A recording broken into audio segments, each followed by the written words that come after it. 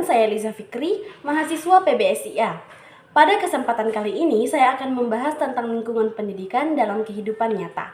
Pendidikan seringkali kita bayangkan hanya terjadi di sekolah, tapi sebenarnya proses pendidikan itu jauh lebih luas.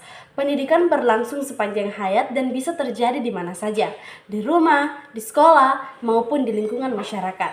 Nah, 3 lingkungan inilah yang disebut sebagai lingkungan pendidikan, yaitu keluarga, sekolah, dan masyarakat. Kita mulai dari yang pertama, yaitu lingkungan keluarga. Keluarga disebut sebagai lingkungan pendidikan yang paling awal dan paling penting karena dari keluargalah seseorang pertama kali belajar tentang kehidupan.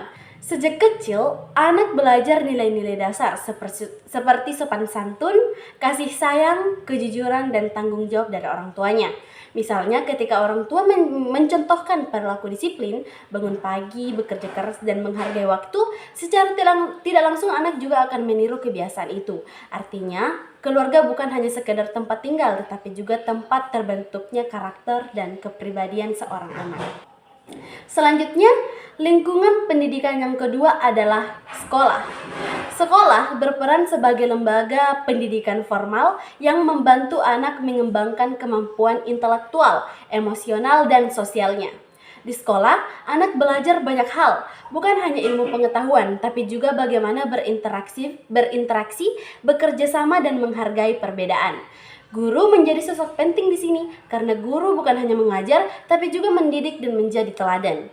Selain itu, kegiatan-kegiatan sekolah seperti organisasi, lomba, atau kegiatan ekstrakurikuler membentuk rasa percaya diri dan tanggung jawab seorang siswa. Lingkungan sekolah yang positif bisa membuat anak berkembang menjadi pribadi yang cerdas dan juga berkarakter. Kemudian yang ketiga adalah lingkungan masyarakat. Setelah seseorang belajar di keluarga dan sekolah, masyarakat menjadi tempat ia menerapkan semua nilai-nilai yang sudah didapat. Di masyarakat, individu belajar berinteraksi dengan berbagai karakter dan menghadapi situasi sosial yang beragam. Misalnya, ketika ikut kegiatan gotong royong, organisasi pemuda, atau komunitas sosial, di situ seseorang belajar bekerja sama, kepedulian, dan tanggung jawab sosial. Masyarakat juga menjadi sumber pendidikan non-formal dan informal yang terus membentuk cara berpikir dan sikap seseorang terhadap kehidupan.